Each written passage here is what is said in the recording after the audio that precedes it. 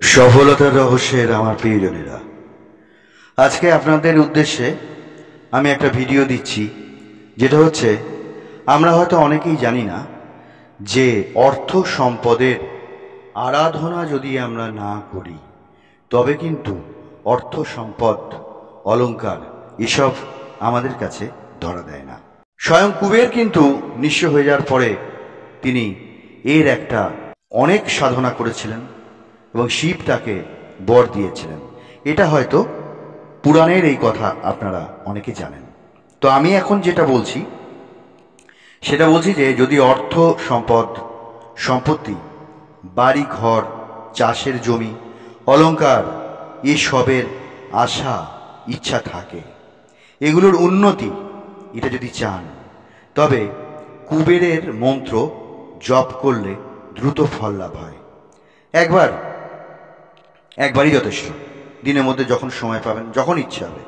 আর যদি বিছানায় শুয়ে বা বসে করেন তাহলে অবশ্যই আপনার মুখটা থাকবে উত্তর দিকে, কারণ কুবেরের যে প্রাসাদ সেটাও উত্তরে এবং কুবের দেবতার বাস উত্তরেই।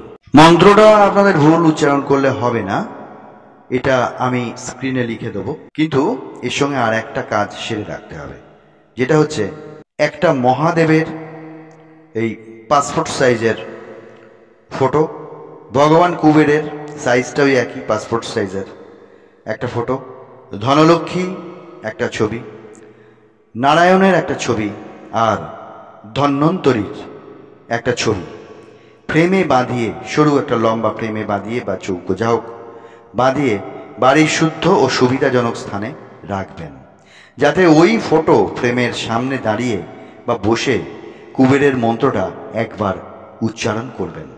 এদেরকে কেন রাখবেন? কারণ হচ্ছে ধন্বন্তরীর ছবি ঘরে রাখলে তাতে সুস্থতা আসে এবং রোগ ব্যাধি দূরে থাকে, আর ধনলক্ষ্মী কুবের এরা কিন্তু অর্থ সম্পদ সবই দান করে। মন্ত্রটা হলো ওং হ্রিম শ্রীম ক্লিম শ্রীম ক্লিম বিত্তেশ্বরায় নমঃ। এরপরে আপনার যেটা চাহিদা, যেটা প্রার্থনা সেটা করে নেবেন।